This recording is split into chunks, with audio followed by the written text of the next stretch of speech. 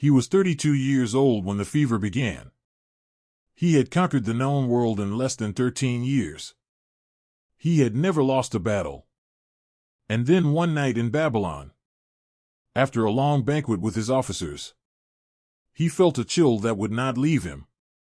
Within 10 days, he could no longer speak. Within 2 more, he was dead. Alexander the Great died before he could explain what came next. And that silence changed everything that followed.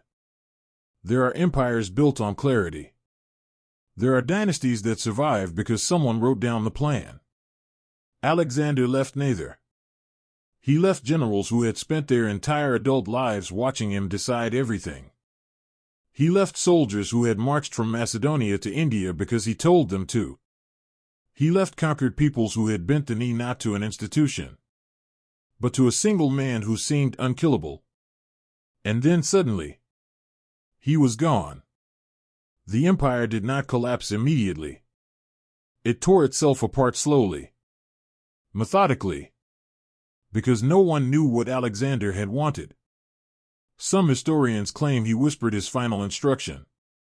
They say he was asked who should inherit the throne, and he answered, "To the strongest." Others insist he said nothing at all, that his voice had already failed him. It does not matter which version is true. What matters is that 40 years of civil war followed. His generals divided the empire into kingdoms that would fight each other for generations. His mother was murdered. His wife was murdered. His son, born after his death, was murdered before he turned 14. Everything Alexander had built was used as a weapon by men who had once called him friend. But the tragedy is not just what happened after. The tragedy is what never happened at all. Alexander had plans. He had begun assembling a fleet to explore the coast of Arabia. He had commissioned engineers to dig a canal connecting the Mediterranean to the Red Sea. He had ordered the construction of new cities, new roads, new temples that would tie his empire together not through conquest, but through infrastructure. He believed that if he could make the cities rich enough, connected enough, the empire would hold. He believed that Greek culture and Persian administration could be fused into something stable. He was wrong about that. Or perhaps he was not wrong. We will never know. He died before the experiment could be completed. And so we argue about a vision that was never tested. The fever that killed him has been debated for 2,000 years. Some say it was malaria. Others say typhoid, or poisoned wine. A few modern scholars suggest acute pancreatitis brought on by years of heavy drinking. Alexander had been drinking more in the months before his death. He had lost his closest companion, Hephaestion, the year before. The grief had not left him. He had ordered funeral games so elaborate they nearly bankrupted the imperial treasury. He had burned entire cities in Hephaestion's memory. And then he had gone back to planning the next campaign. That was how Alexander processed loss. He moved forward. He did not stop. He did not allow himself the luxury of stillness. And then the fever came. And stillness was all that remained. His empire was not built to survive without him. That was the choice he had made, perhaps without realizing it. He had never appointed a successor. He had never trained his generals to rule independently. He had never written down his plans in a way that others could execute. He had assumed he would live long enough to finish what he had started. He was 32. He had survived wounds that should have killed him a dozen times. He had been struck by an arrow in India that pierced his lung. He had fought his way across deserts and mountains. He had nearly drowned in a river during a flash flood. Death had touched him before. He had always walked away. And so he had no reason to believe this fever was different. By the time he understood it was too late to fix anything. There is a moment recorded by several historians that sits uncomfortably in memory. On the last day, Alexander could still move. His officers were brought into his chamber one by one. They had heard he was dying. They wanted to see him with their own eyes. Alexander could no longer speak. He could barely lift his hand. But as each officer entered, he raised his right hand in recognition. He knew them. He saw them. And then they left. And he lowered his hand again. The next officer came in. The same gesture. The same silence. And then it was over. He died that night.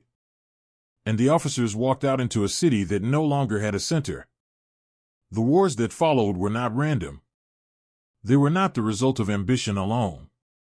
They were the direct result of decisions Alexander had made while he was alive. He had promoted men based on loyalty and courage, not administrative skill. He had conquered faster than he could organize. He had left entire regions governed by men who barely spoke the local language. He had assumed his presence would be enough to hold it all together. And for a decade, it was. His soldiers followed him because he fought beside them.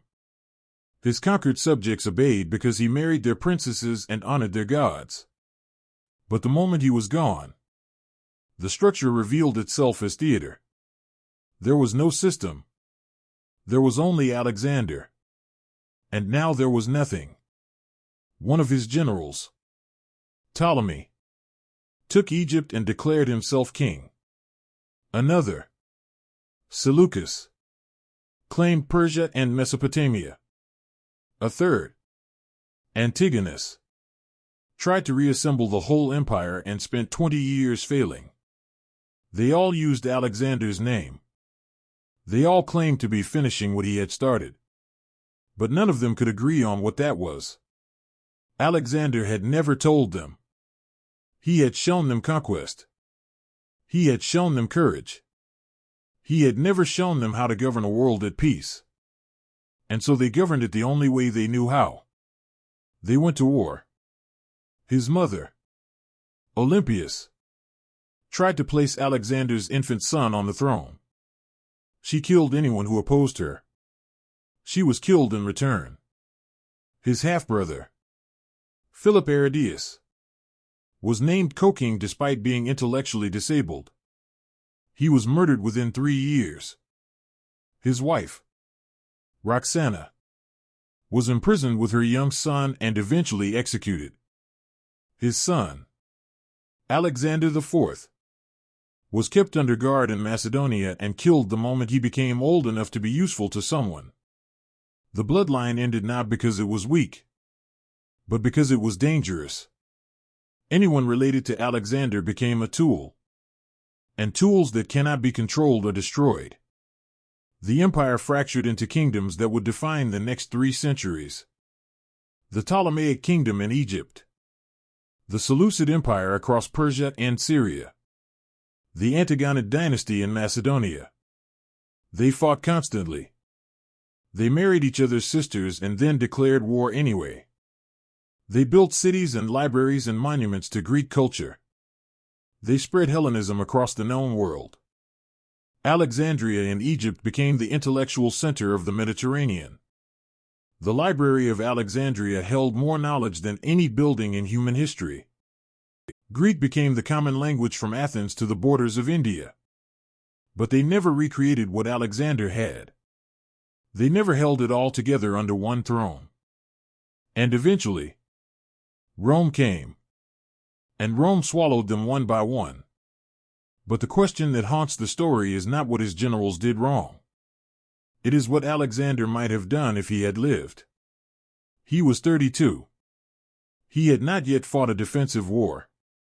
He had not yet governed an empire in peacetime. He had not yet faced the problem of succession with enough time to solve it properly. He had plans. He had vision. He had energy that terrified his own officers. And he had no idea he was about to die. So everything he might have built remained hypothetical.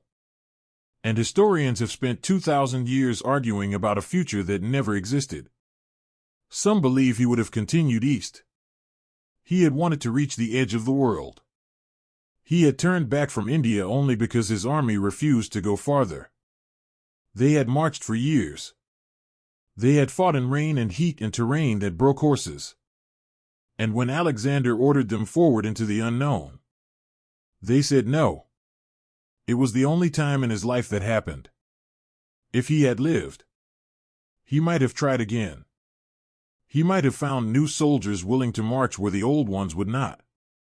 Others believe he would have turned west. Rome was still a small republic. Carthage controlled the western Mediterranean. Alexander had never fought there. He might have wanted to. The western lands were rich and unconquered. They represented a challenge he had not yet faced. But there is a third possibility that is quieter and more unsettling. He might have failed. He might have lived long enough to watch his empire fracture anyway. He might have discovered that conquest is easier than governance. That fear is easier than loyalty. That a personality is not a system. And if that had happened, we would remember him differently. We would remember him as the man who built something he could not hold. Instead, he died young. And we remember him as the man who never lost. His tomb was lost. It was placed in Alexandria, the city he founded in Egypt. For centuries, Roman emperors visited it. Julius Caesar stood before Alexander's body and wept that he had accomplished so little at the same age. Augustus visited and accidentally broke off part of Alexander's nose while leaning in to look closer. Caligula reportedly stole Alexander's breastplate from the tomb and wore it around Rome. And then, sometime in the chaos of the 3rd century, the tomb vanished. No one knows where it is. No one knows when it disappeared or who moved it. Dozens of archaeologists have searched. None have found it. And so even his body became a symbol of what was lost. The man who tried to conquer eternity could not even secure his own grave. The story we tell ourselves is that Alexander died too early. That if he had lived another decade, or 2, or 3, he would have stabilized the empire. He would have built the canals and the cities. He would have trained a successor. He would have created something that lasted. But that story requires us to believe that he would have changed. That he would have stopped conquering. That he would have become a different kind of leader. And there is no evidence he wanted to. Every plan he made involved more expansion, more campaigns, more risk. He had commissioned the exploration of Arabia not as a peaceful mission but as preparation for invasion. He had surveyed the coast of the Caspian Sea to determine if it connected to the ocean. Because if it did, he wanted to know what lay beyond. He was a man built for war. And war does not build stable empires. It builds legends. And legends do not need to govern. They only need to vanish before the consequences arrive. The fever in Babylon was not dramatic. It did not come in the middle of a battle. It did not arrive at a moment of triumph. It came after a banquet. In a palace. Surrounded by men who thought they had won.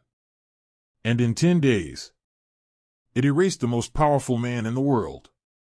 History does not pause for plans. It does not wait for readiness. And the empires that survive are not the ones built on brilliance. They are the ones built on structure. Alexander had no structure. He had himself. And when the fever came, that was not enough. The world kept moving. His empire did not. And the silence he left behind killed more people than any battle he ever fought.